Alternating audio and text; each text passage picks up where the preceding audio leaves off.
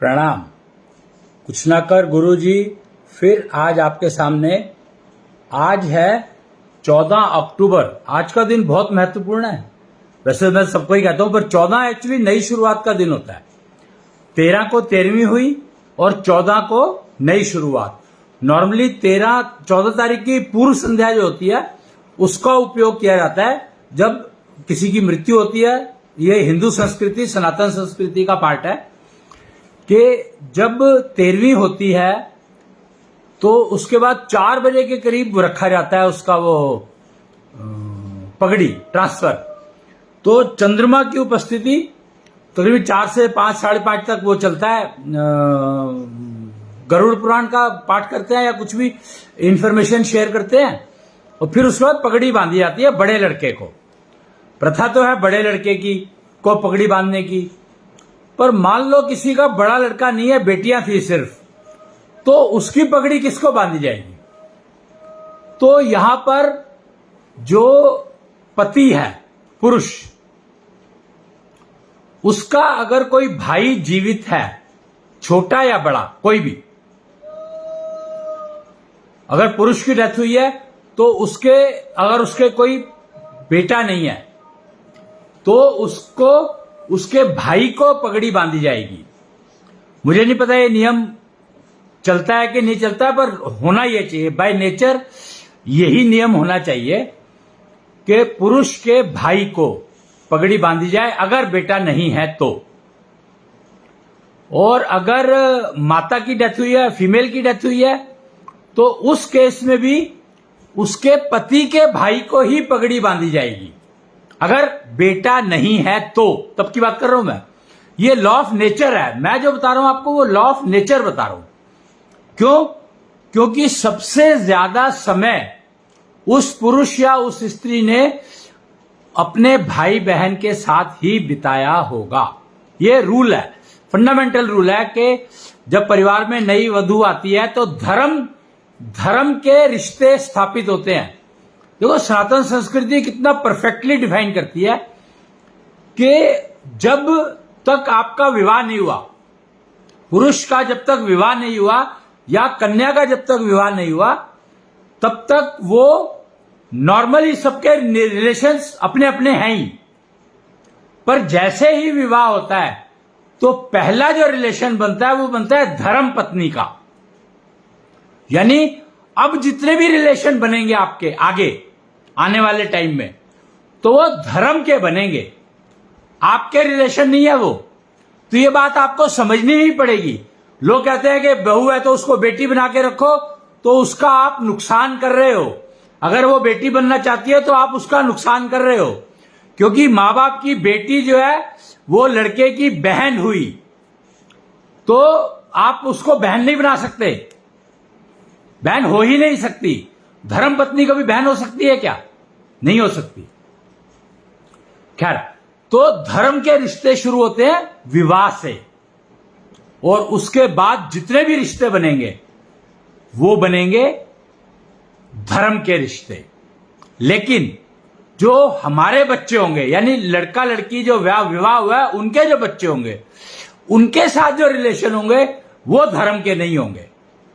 धर्म के रिश्ते सिर्फ पति पत्नी के लिए हैं, बाकी सारे रिश्तेदारी। ये बात समझ लेना आप, क्योंकि ये रिश्तों की गूढ़ता समझनी ही पड़ेगी आपको। रिश्तों की गूढ़ता बहुत बहुत इंपॉर्टेंट है समझनी, क्योंकि जब तक रिश्तों की समझ में आएगी नहीं आपको, तो आप जीवन को तो समझो आपका व्यर्थ हो गया। मानव जीवन व्यर्थ हो गया अगर आपको रिश्तों की अहमियत समझ में नहीं आई तो। बस सिंपल सा लॉजिक है। एक्चुअली रिश्ते बनते हैं आकाश तत्व पर आधारित, और आकाश तत्व आपका डिस्टर्ब होना शुरू हो जाता है जैसे ही आप धर्म के रिश्तों में आते हो। तो उसको मेंटेन करने के लिए आपको बहुत ज्यादा एक्स्ट्रा एफर्ट्स करनी पड़ती हैं। ये समझ लो आप कि अगर आपका पहले से ही आकाश तत्व बिगड़ा हुआ है तो आपकी रिश्तेदारी कभी ठीक बनेगी ही नहीं। ये एक बहुत इंपॉर्टेंट इंफॉर्मेशन है जो कि मेरे को देनी थी आपको, और आज दे पाया मैं, 3 दिन से बात कर रहा हूं, महाविष्णु ज्ञान कथा कराता हूं मैं, तो महाविष्णु ज्ञान कथा मैं करवा रहा हूं कई दिन से। तो महाविष्णु ज्ञान कथा में आज फिर मैं अब आ नहीं रहा था, कई 2-3 दिन से, शायद 2 या कुछ दिनों से महाविष्णु ज्ञान कथा नहीं हो पा रही थी, क्योंकि कृष्णिष्ट ज्ञान कथा शुरू हो गई थी। तो वो अंबाला से होती है, और आज फिर से मैंने महाविष्णु ज्ञान कथा को दोबारा से शुरू किया है। दोबारा से क्या शुरू किया? नेक्स्ट चैप्टर उसका जोड़ा है, तो इसलिए मैं आपको बता रहा हूं। तो आज का जो टॉपिक लिया मैंने, वो लिया ज्योतिष। ज्योतिष शब्द को समझना होगा। ज्योतिष शब्द को समझने के लिए आपको बहुत कुछ समझना होगा। सबसे पहले ज्योतिष शब्द को समझना है तो आपको शुक्र को समझना होगा। अगर ज्योतिष शब्द को समझना है तो आपको शुक्र को समझना होगा। ज्योतिष शब्द को समझना है तो आपको शिव ज्योति को समझना होगा, त्रिनेत्र, तीसरे नेत्र को समझना होगा।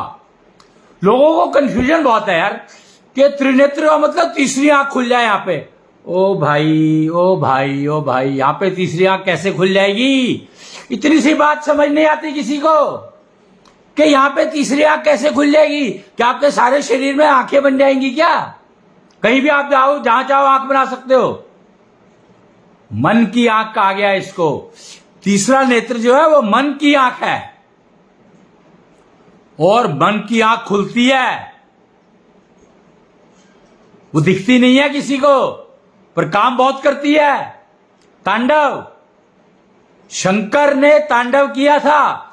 तीसरा नेत्र खुला जब, तो तीसरा नेत्र खुलने का मतलब है उन्होंने अपनी मन की आंख को खोल दिया, और यहां से रोशनी निकली। रोशनी निकली, यहां से अग्नि निकली। आंख नहीं बनी। आंख का मतलब होता है देखना, निकालना नहीं। इतनी सी बात नहीं समझ आती यार मुझको। शिव के पुजारी हैं, जो शिव के भक्त हैं, उन लोगों की है, उन लोगों को नहीं यह बात समझ में आई कि त्रिनेत्र, तीसरे नेत्र का मतलब क्या है। कमाल है कि शिव की भक्ति क्या करते होंगे फिर वो लोग, जब उनको त्रिनेत्र का ही समझ में आया नहीं। जब शंकर ने तीसरा नेत्र खोला था तो यहां से अग्नि की ज्वाला प्रकट हुई थी। आंख से कभी अग्नि की ज्वाला प्रकट हो सकती है क्या? तो सोच के देखो यार, कमाल है। सोचो, कुछ तो समझो। मन की आंख कहा गया है, तीसरी आंख को मन की आंख कहा गया है, तो मन की आंख आपको खोलनी पड़ेगी। तो आपका तीसरा नेत्र समझो खुल गया। अगर आपकी मन की आंख खुल गई तो आपका तीसरा नेत्र खुल गया, और वो तब खुलता है जब आपका मन और बुद्धि एक हो जाए। अब यहां पे सिंक्रोनाइजेशन की बात नहीं हो रही है, उनका योग हो जाए, जुड़ जाए, वो उनके बीच में जो टनल है उसका फासला शून्य हो जाए। मन और बुद्धि एक जुड़े हुए एक टनल से। वो थी पुस्तक थी, उसमें दिखा रखा था बहुत अच्छा। स्पीकिंग ट्री की एक किताब थी, उसमें बहुत अच्छा दिखा रखा था। कुच्छल पैथी नाम का पेज था उसमें। ये शायद कब प्रिंट हुई थी पता नहीं, मेरे को याद नहीं है। 13-14 में हुई होगी, 15 में हुई होगी, नहीं 18 में भी हो सकता हुई हो। एक बहुत बड़ा इवेंट हुआ था, 14 में हुआ था शायद, मुझे याद नहीं है। तो उसमें दिखाया गया था मन और बुद्धि और उनको जोड़ती हुई एक टनल क्लियरली दिखाई थी उन्होंने। तो मन की आंख जब खुलती है तो वो टनल का साइज शून्य हो जाता है, 0 हो जाता है। 0 का महत्व बता रहा हूं मैं आपको, शून्य हो जाता है। तो चर्चा की बात, मैं ज्योतिष की बात कर रहा था। तो ज्योतिष में आपको क्या क्या समझना होगा। शिव ज्योति, मन की आंख है यहां पर, वो प्रज्वलित होनी चाहिए, ना कि भड़की हुई।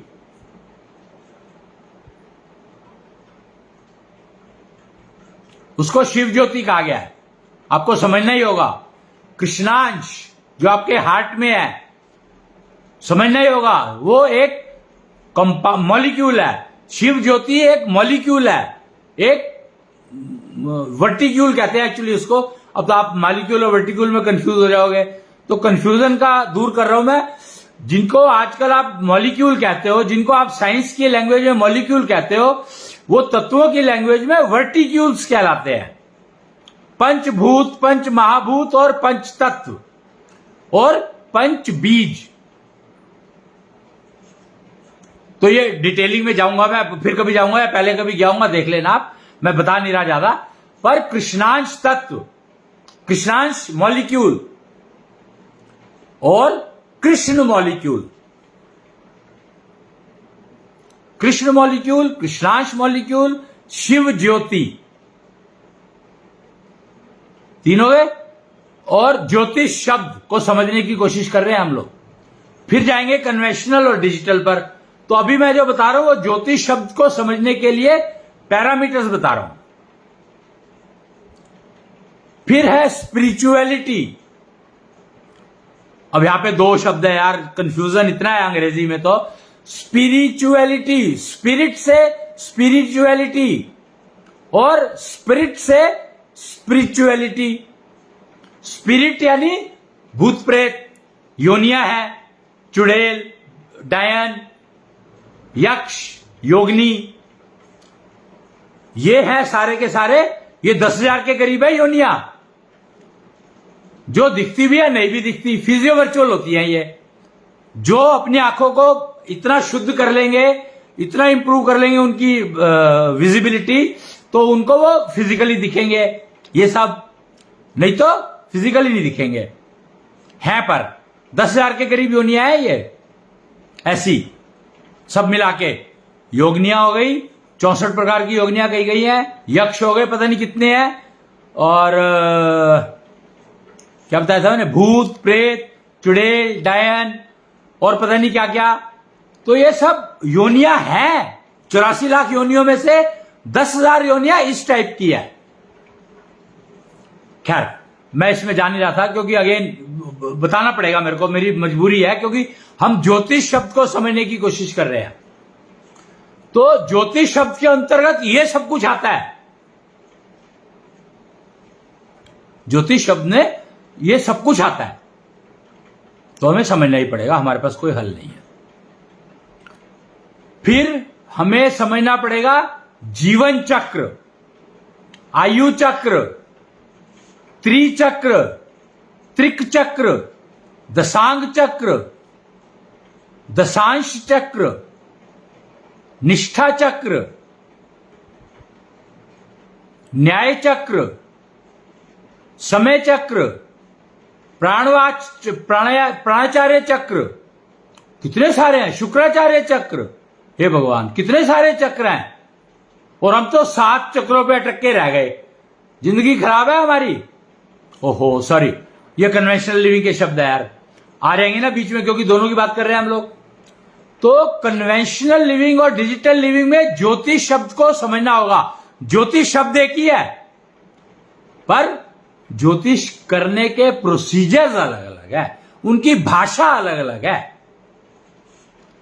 कन्वेंशनल लिविंग में इनकी भाषा है ग्रह, नंबर, ग्रह मतलब प्लैनेट्स, नंबर्स 0 to 9 या 1 to 10, राशियां बहुत सारे हैं इसमें भी, अल्फाबेट्स। ज्योतिष की 2 भाषाएं हैं, कन्वेंशनल की भाषा एक है और डिजिटल की भाषा अलग है, कन्वेंशनल की अलग है। तो कन्वेंशनल लिविंग में तो प्लैनेट्स हो गए, ग्रह हो गए, घर हो गए, और राशियां हो गई, और राशियां हो गई, ग्रह हो गए, और घर हो गए, प्लैनेट्स हो गए, नंबर हो गए 1 to 10, ज़ोडिएक हो गए, पता नहीं क्या क्या और। बट डिजिटल में ज्योतिष की भाषा अलग है। उसमें हो गए 5 तत्व, 5 बीज, पंचभूत, पंच महाभूत, 24 वर्टिक्यूल्स, और फिर चक्र, उसमें 4 चक्र, उसमें 7 चक्र बताए गए हैं। कन्वेंशनल में 7 चक्र की बात होती है, स्वाधिष्ठान चक्र, मूलाधार चक्र, आज्ञा चक्र, इस तरह से 7 है। मुझे नाम याद नहीं है किसी के, कन्वेंशनल में मैं ज्यादा वो नहीं करता, इससे मुझे ज्यादा याद नहीं है, पर रेफरेंस के लिए बता सकता हूं मैं आपको। आप किसी भी कन्वेंशन वाले से पूछ लो यार, सब पता लग जाएगा आपको। किसी भी योगी से जाके पूछ लो, रामदेव जी से पूछ लो, किसी भी योग कराने वाले से पूछ लो, किसी भी समाधि कराने वाले से पूछ लो, किसी भी प्रीचर से पूछ लो, किसी भी जो भक्ति के ऊपर लेक्चर देते हैं उनसे पूछ लो, रमेश भाई ओझा 7 चक्रों का ज्ञान दे देंगे आपको। पर डिजिटल लिविंग में चक्र बहुत सारे हैं, बहुत सारे चक्र हैं यार, बहुत सारे, कई, और मेल का अलग, फीमेल का अलग, इसीलिए कॉम्प्लेक्स है, इसीलिए डिजिटल लिविंग में कोई आना नहीं चाहता। मुझे अब समझ में आ रहा है धीरे धीरे कि डिजिटल लिविंग का वीजा ओपन किया गया था 2019 में, नहीं 23 में, 2023 में कृष्णेंद्र जब आए थे तो 23 में खोला गया था डिजिटल लिविंग का वीजा, और एक भी नहीं आया लेने के लिए। कुछ लोगों ने चलने की कोशिश की है उस पर, क्योंकि उसके लिए ना एलिजिबिलिटी बहुत है, बहुत मुश्किल है यार एलिजिबिलिटी। जैसे अमेरिका का वीजा नहीं मिलता आराम से, कितना पैसा खर्चना पड़ता है, और फिर भी नहीं मिलता, जरूरी नहीं है मिल जाए। तो डिजिटल लिविंग का वीजा तो बहुत मुश्किल है, समझो पॉसिबल ही नहीं है। चांद पे जाना आसान है, मंगल पे जाना आसान है, सूर्य पे जा सकते हो आप, लेकिन डिजिटल लिविंग का वीजा नहीं मिलता, क्योंकि उसकी एलिजिबिलिटी के क्राइटेरिया ही अलग है, टेस्ट करने के क्राइटेरिया ही अलग है। आप मैनिपुलेट नहीं कर सकते उसमें, पैसे से खरीद नहीं सकते, क्योंकि वो नब्स पे आधारित है, नब्स से चेक करते हैं, एलिजिबिलिटी पता लग जाती है, 1 मिनट में पता लग जाती है, 1 मिनट भी नहीं लगता, आधा सेकंड, नब्स पकड़ी, एलिजिबल, नॉट एलिजिबल, नो का सिग्नल आ गया, खत्म, यस का आ गया तो फिर आगे की चर्चा। और ये टेस्ट करने के लिए 1 करोड़ रुपया मांगते हैं, हद है। पर डिजिटल लिविंग का कुछ कर नहीं सकते आप, डिजिटल लिविंग तो डिजिटल लिविंग है, क्योंकि वो फिर देती भी बहुत कुछ है भाई। जो डिजिटल लिविंग दे सकती है वो कोई दे ही नहीं सकता। Live 16, look 16, ever young, ever young, कभी बुढ़े ही नहीं हो गए, बुढ़ापा खत्म।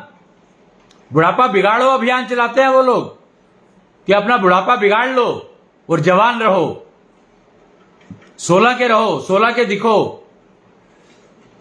क्लब है empowered women club, women empowerment का वहां पे कोई काम नहीं है, एम्पावर्ड वुमेन ही है वहां पर सारी की सारी। ऐशो क्लब, ऐश से ऐश तक, यानी लग्जरी से मृत्यु तक, ऐश ही ऐश, लग्जरी से लग्जरी से luxury luxury luxury luxury death, no कष्ट, no pain, absolutely zero pain, वैचारिक प्रदूषण जीरो, बाहर का pollution no effect. You are migrating to ऐशो globe from your conventional globe. तो उसके लिए मेहनत तो करनी पड़ेगी भाई लोगों। ये देखो ऐसे नहीं हो सकता, all genders are welcome and you can bring whatever you want, but it has to be infection free. Disinfection के पैसे वो बहुत लेते हैं, अपने आप कर लोगे तो अच्छा रहेगा, सस्ता पड़ेगा। और वहां पर ये जो मैंने बताया ना 1 करोड़, तो यहां पे सिर्फ रुपए चलते हैं, चांदी के सिक्के, और उस पे कृष्णांश की फोटो होनी चाहिए या ताऊ अकूतनाथ की फोटो होनी चाहिए। चांदी के सिक्के चलते हैं मात्र, और कुछ नहीं चलता है, कुछ भी नहीं, कोई और करेंसी चलती नहीं है। चांदी के सिक्के, प्योर चांदी के सिक्के। अगर उस चांदी में कहीं गड़बड़ निकली तो आपके वीजा रिजेक्ट, ये भी देख लो आप, क्योंकि वीजा की बात है। प्योर चांदी के सिक्के, उस पे कृष्णांश की फोटो होनी चाहिए या फिर ताऊ अकूतनाथ की फोटो होनी चाहिए। वो सिक्के आपको किसी भी निश्चल टेम्पल से रेफरेंस मिल जाएगा, बनवाने आपको अपने आप पड़ेंगे। रेफरेंस के लिए चाहिए तो मिल जाएगा, फोटो मिल जाएगी।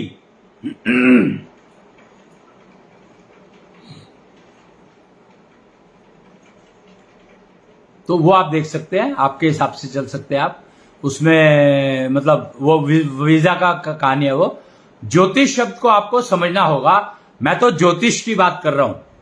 तो मैंने जैसे बताया कन्वेंशनल लिविंग में कुंडली बनती है। कुंडली में कितने अक्षर होते हैं पता है आपको?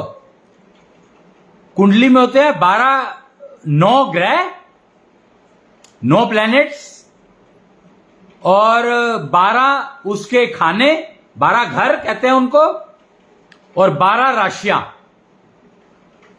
लगन से शुरू होता है तो 12 राशियां, 12 घर और 9 प्लैनेट्स। 12 दूनी 24 और 9 4 13, 33 अक्षर हैं उसमें। एस्ट्रोलॉजी में 33 letters are there.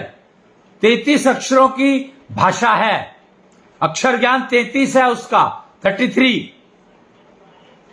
Numerology 1 to 10 या 0 to 9, 10 अक्षर है। उसके बाद कुछ 11, 22, 33 ऐसे करके भी कुछ है। वो जब मेरे को देखो, मेरे को आता नहीं है, मेरे को ओवरहर्ड मतलब सुना, मैंने सीखा है, समझा है, पर मुझे आता नहीं है, प्रैक्टिस नहीं करता मैं। न्यूमरोलॉजी उसमें नंबरों का वो है। और पता नहीं क्या है, बहुत सारी चीजें हैं यार, बहुत सारे ज्ञान है। टैरो कार्ड है और क्या क्या है पता नहीं। खैर बोलिए, कन्वेंशनल लिविंग का आपको पता होगा, आप ढूंढ सकते हो नेट के ऊपर कि ज्योतिष की विधाएं क्या क्या है, आप ढूंढ लो उसको तो मिल जाएगा आपको। डिजिटल लिविंग में सिर्फ एक है तत्वोलॉजी, और उसकी एक सब ब्रांच है न्यूमाकैल। नंबर के ऊपर आधारित है वो न्यूमाकैल, पर उसमें नंबर 1 से लेके 111 तक जाते हैं। 1 to 111, 0 नहीं आया उसके अंदर। उसके अंदर 0 का कोई रोल नहीं है। न्यूमाकैल में 0 का यूज नहीं है, कोई उपयोग नहीं है, तो 0 नहीं है उसमें। और ज्योतिष शब्द को के 2 मैंने बता दिया आपको, डिजिटल लिविंग में ज्योतिष क्या है और एनालॉग कन्वेंशनल लिविंग में ज्योतिष क्या है। कन्वेंशनल लिविंग में ज्योतिष की विधाएं बहुत सारी है, डिजिटल लिविंग में ज्योतिष की विधाएं सिर्फ 2 है। मेन एक ही है, उसकी सब ब्रांच है दूसरी। छोटा मोटा काम करना हो तो, मुहूर्त देखना हो तो वो न्यूमाकैल से हो जाता है, बट अदरवाइज तत्वोलॉजी और उसके 24 वर्टिक्यूल्स हैं। खैर, तो हम ज्योतिष शब्द को समझने की कोशिश कर रहे थे। ज्योतिष शब्द का मतलब, ज्योतिष का आप संधि विच्छेद करेंगे तो 2 शब्द बनेंगे, ज्योति और ईश। ज्योत और ईश, ज्योति नहीं, ज्योत और ईश।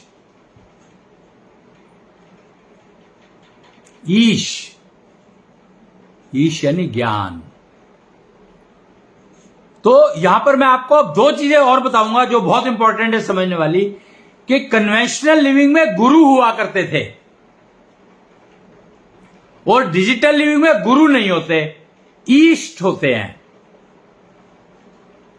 यह मूल फर्क है, मूल डिफरेंस है दोनों में, कि ज्योतिष में ईश जो है वो ज्ञान को कहा गया है, और इसीलिए डिजिटल लिविंग में ईस्ट होते हैं और कन्वेंशनल लिविंग में गुरु होते हैं।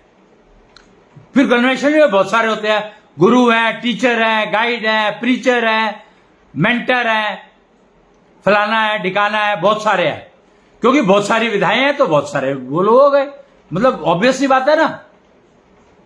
पर डिजिटल में मात्र 2, और ईस्ट, हर चक्र का एक ईस्ट है। जितने भी चक्र हैं उनके सबके ईस्ट एक हैं, अलग अलग है। मतलब जैसे मैं आपको एक पुस्तक दिखा रहा था, यहां पर दिखाने की चाह रहा था।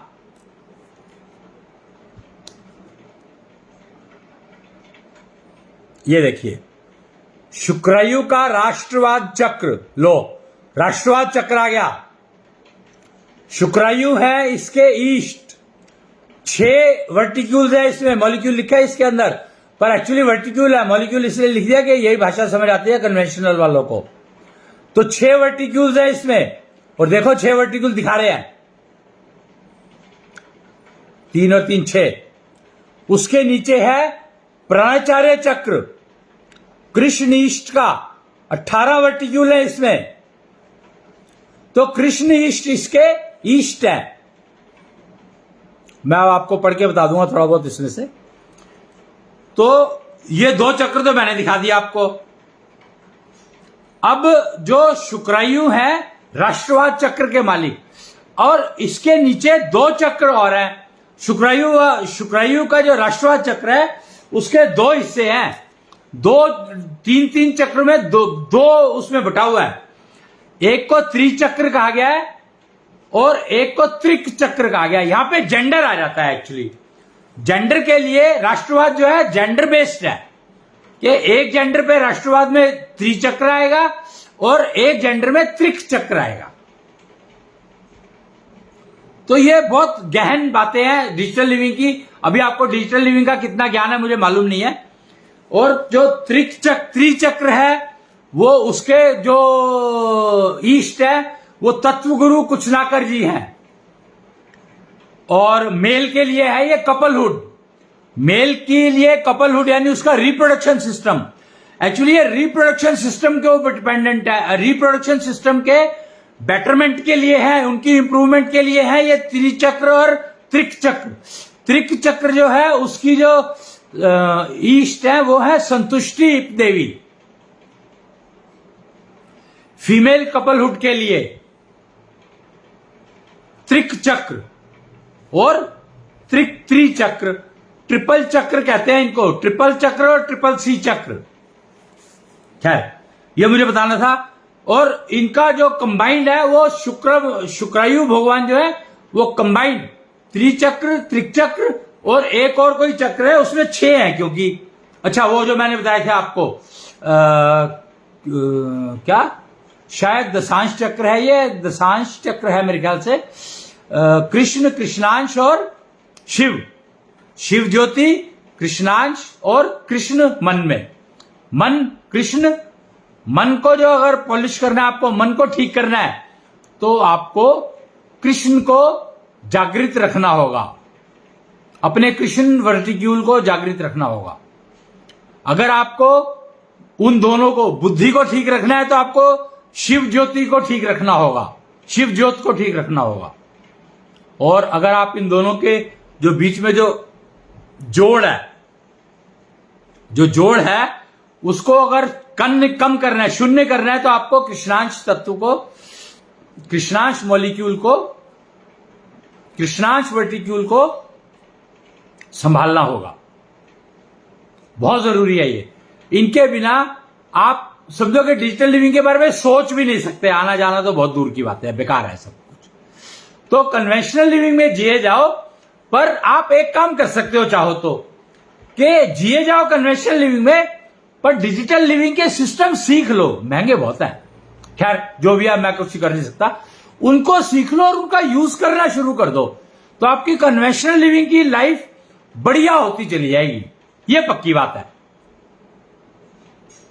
मैं सिर्फ आपको, क्योंकि मेरी प्रॉब्लम क्या है कि मैं डिजिटल लिविंग और कन्वेंशनल लिविंग दोनों का एक्सपर्ट हूं, मुझे दोनों का पता है। और डिजिटल लिविंग अल्टीमेट है, वो सब, उसमें सबको जाना ही चाहिए। क्यों? क्योंकि मतलब यार, लिव 16 लुक 16 किसको नहीं चाहिए? कष्ट फ्री, पेन फ्री लाइफ किसको नहीं चाहिए? फेलियर फ्री लाइफ किसको नहीं चाहिए? और मानव जीवन का पूर्ण उपयोग कौन नहीं करना चाहता? लग्जरी में कौन नहीं रहना चाहता? बिना बीमारी के शरीर कौन नहीं रखना चाहता? कपलहुड अपनी कौन मेंटेन नहीं करना चाहता? एक भी बता दो, एक भी इंसान दुनिया का। तो आप लोग उन सारे चीजों को, जो भी आपको लगे, उसको सीख लो, समझ लो, और फिर आप उनको यूज करना शुरू करो, यूज करना शुरू करो। तो अब आपका दिमाग खुलेगा कि मैं कह क्या रहा हूं, डिजिटल लिविंग के बारे में बता क्या रहा हूं।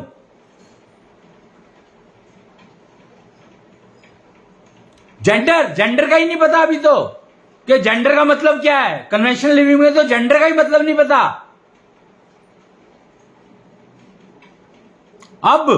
अब जाकर के मोदी जी ने नारी शक्ति की बात करनी शुरू की है, यानी नारी शक्ति की तो बात ही खत्म हो गई थी। नारी शक्ति की बात, जागरण की बात अब शुरू हुई है। 2025 में पहली बार एक अभियान शुरू किया गया है नारी शक्ति के ऊपर। अगर नारी शक्ति ही नहीं है तो वो विवाह कन्या क्या करेगी। वो कन्या विवाह करने लायक है नहीं जिस कन्या की नारी शक्ति जागृत नहीं है। और नारी शक्ति तब तक जागृत नहीं होगी जब तक त्रिक चक्र उसका मेंटेन नहीं होगा। बेकार है। वो महिला, वो कन्या, वो नारी का जीवन कष्ट युक्त ही रहेगा, कष्टों से भरा ही रहेगा, जिसका त्रिक चक्र फंक्शनल नहीं है, चल नहीं रहा है, जिसने शुक्रायु भगवान को ईष्ट ही नहीं अपनाया। शुक्रायु, उसका पहला स्टेप है शुक्रायु भगवान को ईष्ट माने और उनके राष्ट्रवाद चक्र को समझे। राष्ट्रवाद चक्र दोनों जेंडर के लिए है। शुक्रायु भगवान दोनों जेंडर अपने आप को मान सकते हैं, पर महिला के लिए त्रिक चक्र और पुरुष के लिए त्रिचक्र। त्रिचक्र के लिए उसको तत्व गुरु कुछ ना कर को ईष्ट मानना ही पड़ेगा, कोई हल नहीं है।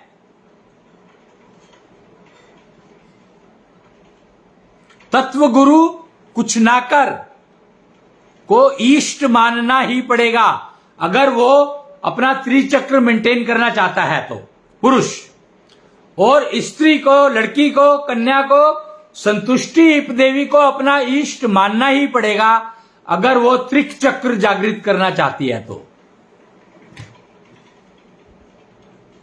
अच्छा, कल मैंने ना एक वो बताया था, कल के एक उसमें मैं लाइव में मैं कुछ बता रहा था, कृष्णीष्ट ज्ञान चक्र में था शायद वो,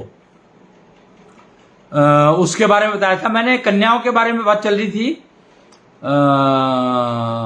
क्या था, एक तो था कॉल ऑफ नेचर, करेक्ट। तो अगर कन्या, एक बात बताई थी मैंने कि कृष्णांश से ब्याह कर दे अगर पेरेंट्स, खासकर पिता, अपनी पुत्री का, जब वो छठी हो उसकी, जिस दिन पैदा होने के छठे दिन, जिस दिन पैदा हुई है उसके छठे दिन अगर उसका विवाह कृष्णांश से कर दे तो वो कभी विधवा नहीं होगी। तो आज मार्केट में एक सवाल आया मेरे से कि कृष्णांश से ब्याह करने का मतलब क्या है। तो मुझे उनको बताना पड़ा कि विधवा होने का कष्ट क्या होता है। ये आपको पता ही होगा, मेरे ख्याल से आपने देखा ही होगा कि मोहल्ले में, परिवार में कोई भी कन्या अगर विधवा होती है, जब उसके पति की डेथ हो जाती है तो उसको कितना कष्ट होता है और कितने टाइम तक रहता है। उस कष्ट से कब निकल पाती है, वो निकल पाती भी है कि नहीं निकल पाती। तो उस कष्ट से बचने का सबसे सिंपल तरीका बताया मैंने कि कृष्णांश से ब्याह कर दो।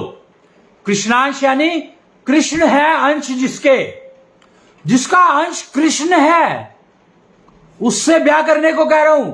हवा को जिंदगी वही दे रहा है, हवा की ऊर्जा।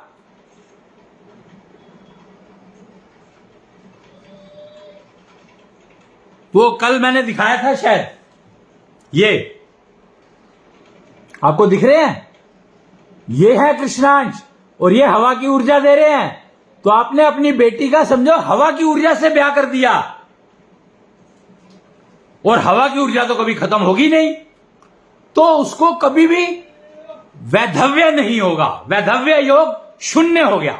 और मैंने एग्जांपल दी थी कि लोग पीपल के पेड़ से ब्याह करा देते हैं मांगलिक कन्याओं का, लोग पत्थर से ब्याह करा देते हैं, तुलसी से विवाह करा देते हैं, ऐसा बहुत कुछ होता है। पर कृष्णांश से ब्याह छठी पे कराना बेस्ट है। फिर मैंने कल कहा था कि आप मान लो कन्वेंशनल लिविंग में बच्चे हो चुके हैं, छठी नहीं होती है, बड़ी हो गई हैं लड़कियां, पर विवाह नहीं हुआ है, हम मान के चलते हैं कि कन्वेंशनल लिविंग और जो डिजिटल लिविंग कोई भी हो, हम मान के चलते हैं कि जब तक विवाह नहीं हुआ, जब तक लड़की वर्जिन है, हम मानकर चलते हैं, है कि नहीं है ये उसको पता होगा। तो फायदा या नुकसान उसी लड़की को होगा। अगर वो वर्जिन नहीं है तो उसको कोई फायदा नहीं मिलेगा, प्रोसीजर करने का ज्यादा फायदा नहीं मिलेगा। क्यों? क्योंकि वो कितना नुकसान उठा चुकी है पहले, वो हमें पता नहीं है उसका, और उसको भी पता है कि पता नहीं है, पता है कि नहीं है मुझे नहीं मालूम। और अबॉर्शन करा चुकी है तो उसका पता थोड़ी लगेगा अबॉर्शन करा चुकी है वो, लेकिन उसका जो नुकसान है वो तो उठा चुकी है ना, वो कर्मफल तो कमा चुकी है, उसका हम कुछ नहीं कर सकते। पर मैं जो नेचुरल बात है, नेचर से रिलेटेड बात है, जो नेचर के नियम है उसके आधार पर बात करता हूं। अगर लड़की वर्जिन है तो उसका विवाह अभी भी आप कृष्णांश से करवा सकते हो, मैंने कल ये कहा था। तो यहां पर कृष्णांश से विवाह कराने का मेरा मतलब एक्चुअली था कि संतुष्टि देवी को वो अपना ईष्ट मान लेगी। आपने कृष्णांश से विवाह कराया तो मतलब उसको संतुष्टि देवी के ईष्ट के हवाले कर दिया, उसको उसका ईष्ट उसको बता दिया और ईष्ट के द्वारा डिफाइंड प्रोसीजर उसको सिखा दिए, तो उसकी जिंदगी ठीक ठाक चलेगी, बढ़िया चलेगी, चलनी चाहिए। पर यहां पर गेम क्या है, छठी पे जब विवाह कराते हो तो विधवा का जो वो है वो तो बच गई वो, लेकिन यहां पर जब कृष्णांश का विवाह करा रहे हो तो उसका जब फिजिकल विवाह कराओ, कृष्णांश का विवाह तो मेंटल हुआ, मेंटल भी क्या हुआ, बल्कि उसको लड़की को तो शायद पता भी नहीं है कि आपने क्या कर दिया उसके साथ, पर आपने उसके जीवन से वैधव्य को शून्य कर दिया। पिता को सोचो कितना प्रसन्नता, जब बेटी विधवा हो जाती है तो उसका सबसे ज्यादा कष्ट किसको होता है पता है आपको? सबसे ज्यादा कष्ट होता है पिता को, और वो ना दिखा पाता, ना बोल पाता, ना कुछ नहीं कह पाता, और सबसे ज्यादा कष्ट उसको होता है क्योंकि उसने बड़े मन से अपनी बेटी को, इतनी पाली पोसी बेटी को अब उसके पति के हवाले किया होता है, तो उसको पता है कि वो क्या झेलने जा रही है। तो उसके विधवा होने से उसको सबसे ज्यादा कष्ट होता है, जो कि पता नहीं लगता। आज भी संसार में शायद किसी को पता हो कि वैधव्य का कष्ट पिता को कितना होता है, पुत्री के वैधव्य का कष्ट पिता को कितना होता है, इस बारे में चर्चा नहीं है, बिल्कुल भी जीरो है चर्चा। तो पुरुषों की भलाई के लिए कह रहा हूं मैं ये, अपनी बेटियों को, अगर तुम्हें लगता है कि वो वर्जिन है और वर्जिन नहीं भी है तो भी ये तो करवाई दो, फायदा उतना नहीं मिलेगा पर कुछ तो फायदा मिलेगा ही, आगे की जिंदगी शायद बेटर हो जाए उनकी। तो त्रिक चक्र की ईष्ट संतुष्टि देवी, उनको ईष्ट बना दो, उसका ईष्ट बना दो और उसको ट्रेनिंग दिलवा दो कि भैया अपने ईष्ट को कैसे प्रसन्न रखना है। अपने ईष्ट को प्रसन्न रखेगी तो वो सारी उम्र प्रसन्न रहेगी, कृष्णांश उसकी प्रोटेक्शन में रहेंगे, पर वो कष्ट जो खरीदेगी वो तो खरीदेगी, उसका कुछ नहीं किया जा सकता, उसका कुछ नहीं किया जा सकता, क्योंकि अपनी मर्जी है, फ्री विल है। पर जिंदगी बढ़िया चलेगी, ये पक्की बात है। और बेटों को त्रिचक्र, तो तत्वगुरु कुछ ना कर उनके ईष्ट बनवा दो, सुखी रहोगे, बहुत सुखी रहोगे, बता रहा हूं मैं आज, मुझे पता है, मैंने देखा है।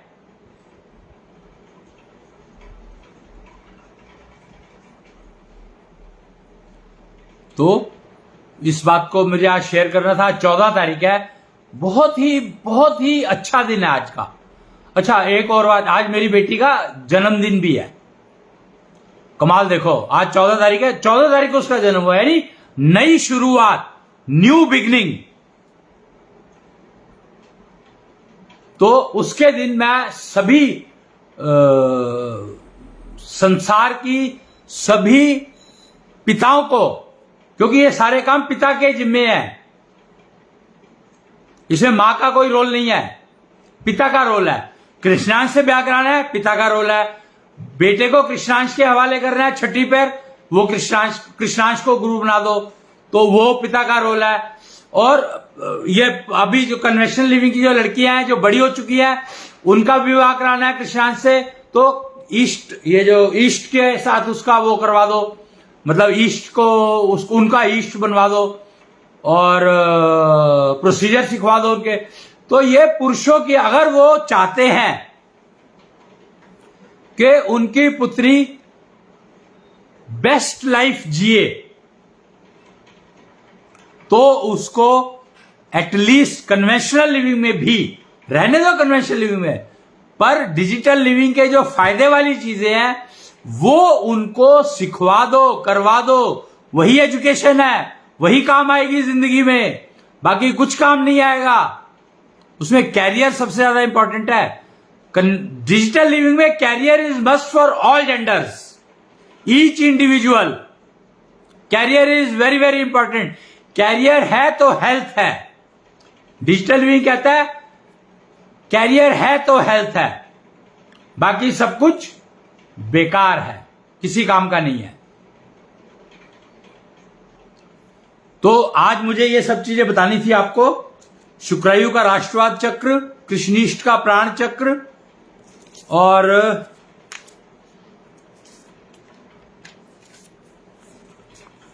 दशांग चक्र, मैं बोल रहा था ना दशांग चक्र, ये दशांग चक्र है। इसमें 3 है, कृष्ण, कृष्णांश और शिव मॉलिक्यूल।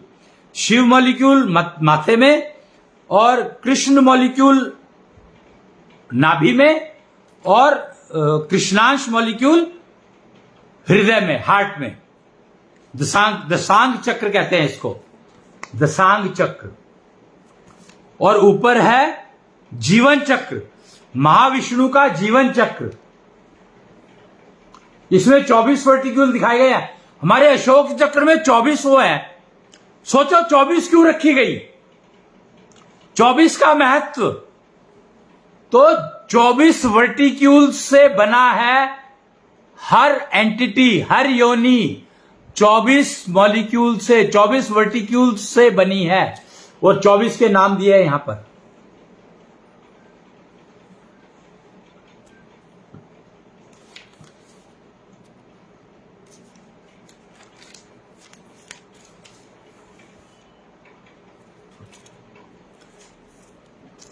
कृष्ण राज्य ज्ञान, न्याय सुदर्शन चक्र जो था डिजिटल लिविंग में, अब वो न्याय चक्र बन गया है। ये है कृष्ण राज्य का ज्ञान।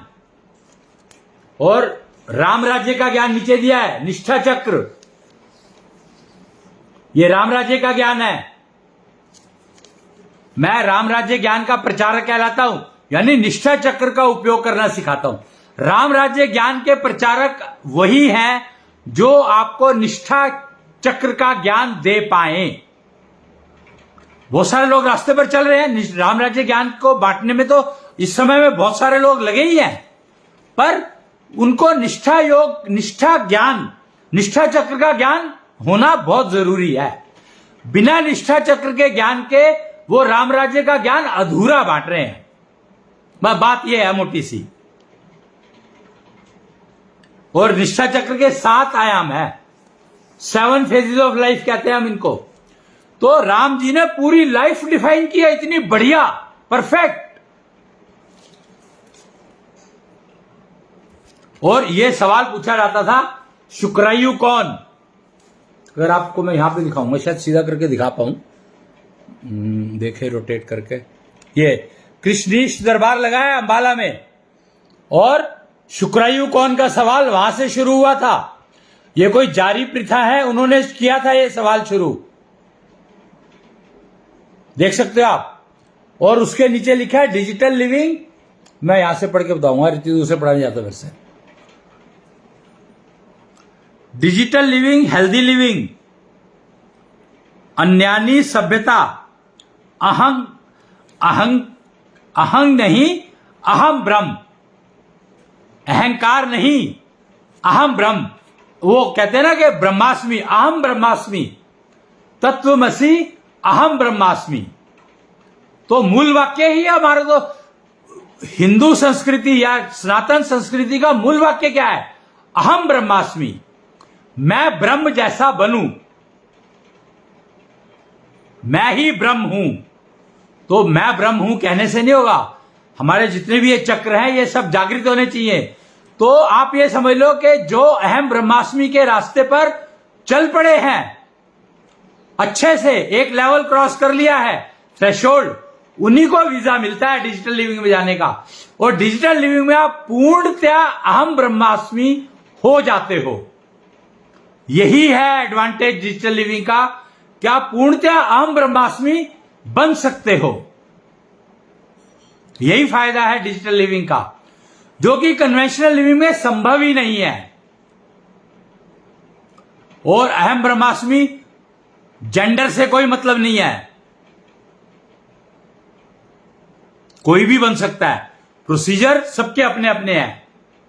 तो इसलिए ये आज 14 तारीख है, नई शुरुआत है, तो ये मुझे बताना था कि अहम ब्रह्मास्मि के रास्ते पर चलना शुरू करो। आप कन्वेंशनल लिविंग में हो, डिजिटल लिविंग के प्रोसीजर अडॉप्ट करो। खासकर पिताओं के लिए कह रहा हूं मैं, ये पिताओं के लिए, फादर्स, और खुद जो चलना शुरू करें, अपने बच्चों को चलाएं, अपने घर वालों को चलाएं, जो जिसको चाहे, उनकी मर्जी है वो। तो मैं तो उसमें कौन का सजेशन दे सकता हूं, मैं तो सिर्फ कि डिजिटल लिविंग के प्रोसीजर्स उनको चलाएं, उनको करवाएं। फिर देखें आप आपका घर कैसे ठीक नहीं होता है, फिर देखो आपके घर में कैसे स्वर्ग की वाइब्रेशंस नहीं आती है। अहम ब्रह्मास्मि का मतलब है आप स्वर्ग लोक में से कनेक्टेड हो, डायरेक्ट कनेक्शन स्वर्ग लोक से आपका हो जाएगा, और वहां की वाइब्रेशंस आपके यहां पर आएंगी ही आएंगी, गारंटीड है। डिजिटल लिविंग में जो भी रहेगा उसके घर में स्वर्ग की वाइब्रेशन होंगी ही होंगी, क्योंकि उनके पास ईस्ट है, माध्यम है। ईस्ट बनता है माध्यम, स्वर्ग की वाइब्रेशंस को घर में लाने का। हर चक्र का अपना ईस्ट है, और ज्ञान युक्त गुरु ही ईष्ट होता है। ईष्ट मतलब गुरु, मतलब गुरु जो मेंटर भी हो सकता है, प्रीचर भी हो सकता है, टीचर भी हो सकता है, गाइड भी हो सकता है, कुछ भी हो सकता है। लेकिन ईष्ट जो होगा उसको ज्ञान होगा। तो वो गुरु जिसको ईष्ट का ज्ञान हो, वो गुरु जिसको ईष्ट का ज्ञान हो, वही गुरु वो है। अहम ब्रह्मास्मि के रास्ते पर जब चलोगे तो आपको ईष्ट का ज्ञान हो जाएगा, फिर आप गुरु बन सकते हो कन्वेंशनल में। और पिता को गुरु कहा ही जाता है, पर गुरु कहा जाता है, अभी तो गाइड भी नहीं बना। अभी तो वो यही नहीं बता पा रहा अपने बच्चों को कि उसको कैरियर में क्या चुनना है। वो लड़का है तो और लड़की है तो उसको बता ही नहीं पा रहा है। त्रिचक्र, त्रिक चक्र, निष्ठा, राष्ट्र निष्ठा चक्र, निष्ठा चक्र, राष्ट्रवाद चक्र, और क्या था भगवान जाने, और क्या था, कितने सारे चक्र हैं, दशांश चक्र, दशांश चक्र। तो इन सबका के ईष्ट है सबके अपने अपने, और हर चक्र के लिए एक ईष्ट आपको धारण करना पड़ेगा, सोच समझ के करना काम। इसलिए एक से शुरू करो। मैं तो कहता हूं त्रिक चक्र और त्रिचक्र से शुरू करो, राष्ट्रवाद चक्र से शुरू करो। हां, राष्ट्रवाद चक्र से शुरू करो, बेस्ट रहेगा। आप राष्ट्रवाद चक्र से शुरू करो और फिर बाकी चक्रों को देखो, पर दो हो जाएंगे उसमें भी। राष्ट्रवाद चक्र करोगे तो दो हो जाएंगे। त्रिचक्र, त्रिक चक्र एक है, और राष्ट्रवाद चक्र में दो हो जाएंगे। त्रिचक्र, त्रिक चक्र का एक तो आएगा ही आएगा, कोई सा एक जेंडर के ऊपर डिपेंडेंट है, और वो तो आएंगे ही आएंगे, शुक्रायु भगवान तो आएंगे ही आएंगे। यहां पर ईष्ट को भगवान कहा गया है। वहां पर भगवान होते थे, यहां पर भगवान होते हैं। भगवान मतलब जो भी आप भोजन कर रहे हो वो भोजन नहीं है, भोग है, प्रसाद है। तो हर समय आप प्रसाद ही बनाएगी वो कन्या। वो कन्या जो भगवान कन्या हो जाएगी, जो अपने त्रिक चक्र को मेंटेन करती है, संतुष्टि देवी को जो धारण करती है, ईष्ट धारण करती है, तो वो फिर आपको भोजन जो बनाएगी वो भोजन नहीं होगा, खाना नहीं होगा, रोटी नहीं होगी, वो भोग होगा। और उसमें जो आनंद होगा वो और कहीं मिल नहीं सकता आपको। प्रसाद में जो आनंद है वो कहीं मिल सकता है? शंकर ने विष, हलाहल विष को प्रसाद के रूप में ग्रहण किया था। प्रसाद था। अमृत राक्षसों को क्यों नहीं पिलाया जा रहा था?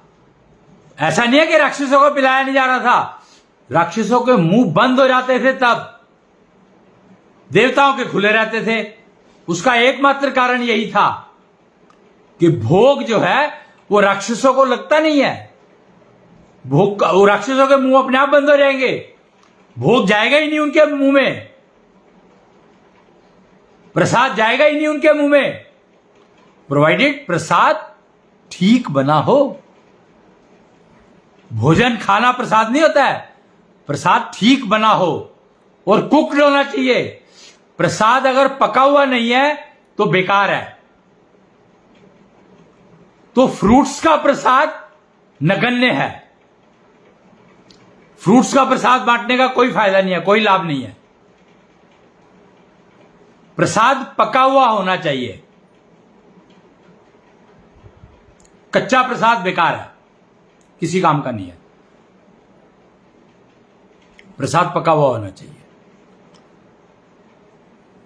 तो आज शुरुआत की मैंने, 14 तारीख थी, अक्टूबर का महीना, योग का महीना है और केतु का साल है, 25वां साल केतु का होता है। पहला फेज पूरा हुआ। चार वो कहे जाते थे ना, ब्रह्मचर्य और गृहस्थ आश्रम और पता नहीं संन्यास आश्रम और वामप्रस्थ, कुछ तो है, 4 आश्रम बताए गए हैं। तो आज अब 25वां साल खत्म होने जा रहा है। इसी महीने योग, अक्टूबर का महीना योग का महीना है। योग के महीने में अगर आप धारण कर लोगे अपने इष्ट को तो आसान होगा। समय आपके साथ है, मुहूर्त जिसको कहते हैं। तो योग का महीना जब तक चल रहा है, जब तक आप इसको इस तरीके से यूज करना चाहो तो कर सकते हो। आज के लिए इतना ही। एक वो छोटी सी पोयम के साथ मैं पूरा करता हूं इसको। क्या रहती है वो? आरती रहती है, कृष्णांश आरती थी। मैं 1 सेकंड जरा देख के बताता हूं आपको, अगर है तो।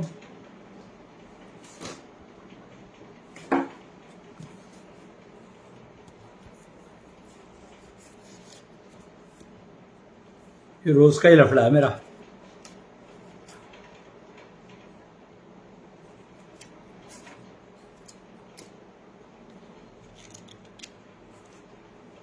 ये है ना,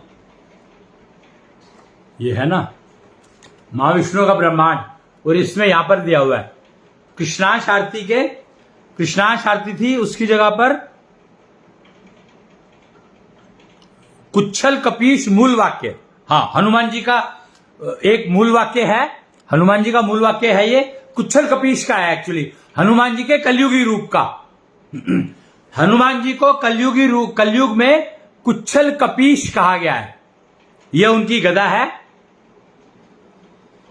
और यहां पर वाक्य लिखा है, मैं पढ़ के बोलूंगा ये।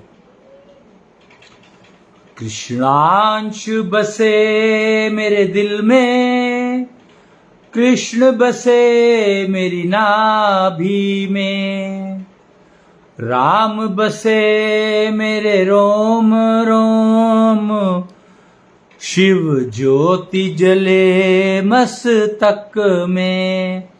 यह कुच्छल कपीश मूल वाक्य कहा है इसको।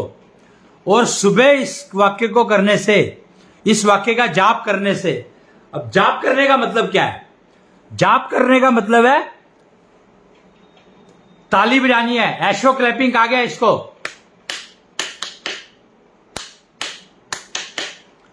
एक दो तीन, और फिर बोलना है कृष्णांश बसे मेरे दिल में, कृष्ण बसे मेरी नाभि में, राम बसे मेरे रोम रोम, शिव ज्योति जले मस्तक में।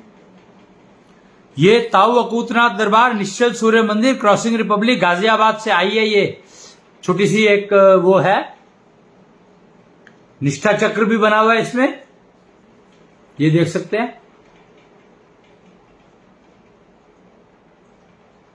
और कुच्छल कपीश मूल वाक्य दिया है इसमें, और कुच्छल कपीश की पूजा विधि दी है इसमें।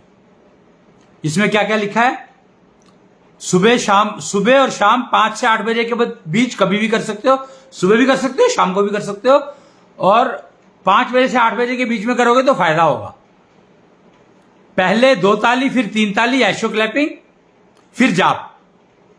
स्टेप 1 में सिंह हनुमान चालीसा, स्टेप 2 में जाप विद ऐशो सिग्नेचर। मतलब 2 चीजें दी हैं इसमें। एक तो ऐशो सिग्नेचर बताया मैंने, 2 ताली फिर 3 ताली, उसके बाद मंत्र ये पढ़ना है, मूल वाक्य पढ़ना है। तो पहले आप हनुमान चालीसा गाएंगे, पहला स्टेप है हनुमान चालीसा गाएंगे, और दूसरे स्टेप में जाप करेंगे। जाप में कुच्छल कपीश मूल वाक्य और ताली इसके साथ। और ये करना कितनी बार है? 132 बार।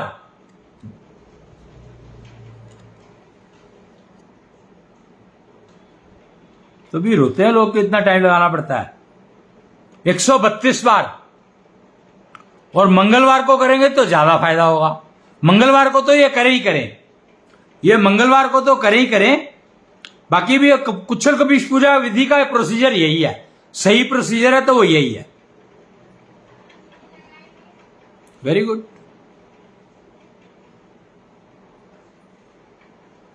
एक और ऐशो धर्म मूल वाक्य भी है भाई। सुबह को अगर आप कर रहे हैं तो कुच्छल कपीश मूल वाक्य करना है। अगर शाम को कर रहे हो तो वाक्य ही बदल गया। शाम को कर रहे हो तो आपको ऐशो धर्म मूल वाक्य करना पड़ेगा। वो है कृष्ण सत्यम, कृष्णांश सत्यम, शिवा ही है सत्यम, शुक्र सत्यम, युगल सत्यम, युगलता ही है सत्यम, ब्रह्म सत्यम, दिशा सत्यम, दशा ही है सत्यम, भूत सत्यम, भविष्य सत्यम, वर्तमान ही है भुगतम। यह है ऐशो धर्म मूल वाक्य। अगर आप शाम को कुच्छल कपीश पूजा कर रहे हो तो यह वाक्य करना पड़ेगा, सुबह कर रहे हो तो यह करना पड़ेगा। भाई बड़ा कॉम्प्लेक्स है यार सिस्टम।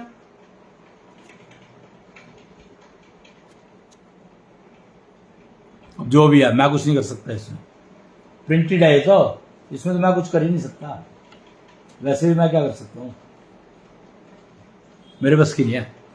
खैर, अब ये कन्वेंशनल लिविंग से डिजिटल लिविंग में माइग्रेट करने के लिए ये सिस्टम दिए गए हैं। अब कुच्छल कपीश के ईस्ट कौन है वो देखना पड़ेगा, वो आप देख लेना, पता ले जाएगा आपको, पता कर सकते हो आप। अगर मान लो कोई समझ में नहीं आ रहा ना, तो आप कृष्णांश को ईस्ट मान लो, कृष्णांश को ईस्ट मान लो। वो तो उसको तो आप कोई भी किसी भी चीज में ईस्ट मान सकते हो, उसका कोई प्रॉब्लम नहीं है। Krishnansh is universal east. बाकी चक्रों के अपने अपने ईस्ट हैं, कृष्णांश यूनिवर्सल ईस्ट है। तो आज के लिए इतना ही, बाकी फिर मिलेंगे। जय कृष्णेंद्र, जय जय कृष्णेंद्र।